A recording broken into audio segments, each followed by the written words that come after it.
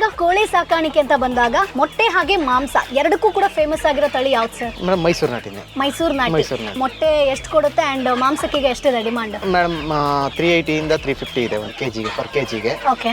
ಮೊಟ್ಟೆ ಬಂದ್ಬಿಟ್ಟು 10 ರಿಂದ 15 ರೂಪಾಯಿವರೆಗೂ ಹೋಗುತ್ತೆ.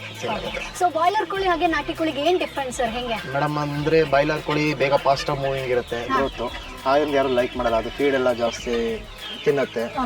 ಇದಾದ್ರೆ ನ್ಯಾಚುರಲ್ ಆಗಿ ಫುಡ್ ತಿನ್ನತ್ತೆ, ಅದನ್ನ ನಾಟಿ ಕೋಳಿ. ಸೊ ಇದಕ್ಕೆ ರೋಗ ಹೆಂಗ್ ಸರ್ ಜಾಸ್ತಿ ಬರುತ್ತಾ? ಬರಲ್ಲ ಮೇಡಮ್. Okay super. ಹಾಗಾದ್ರೆ ಲೋ ಕಾಸ್ಟ್ ಮೇಂಟೆನೆನ್ಸ್.